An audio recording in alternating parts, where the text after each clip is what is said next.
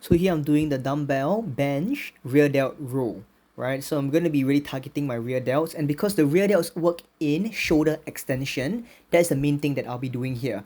I've angled the seat at about 60 degrees and then I'm leaning on it. So the bench is basically providing me the support that I need while I'm doing this movement. The cue that I'm giving here to myself is driving my elbows back in that straight line. Now you can see, maybe you can see it later better in another angle, is that my shoulder angle towards relative to my torso or my body is not too wide.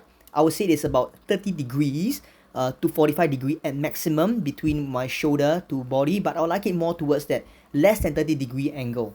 But the main cue is that I'm driving my elbows back upwards in that straight line. However, I want to keep my shoulder blade stable throughout the entire movement. There should not be an involvement of my shoulder blade moving, because at the end of the day, the rear delts attaches and starts from the shoulder blades and originates on the shoulder blade and attaches to the upper arm or my shoulder. And so moving my shoulder blade while moving my shoulder makes this exercise much less effective.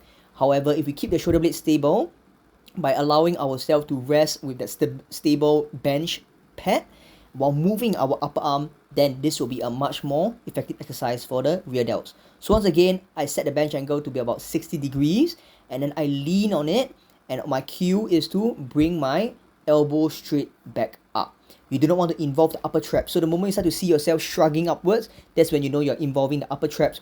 And we really do not want the upper traps to get overly activated during this movement. So the cue is just to drive your elbows straight back up with your upper arm relative to your torso / body. The angle should be about 30 degrees or less, but you don't want to tuck it into your side either. You do not want to do that. You want it to be around that 30 degree mark or less without tucking in by the side.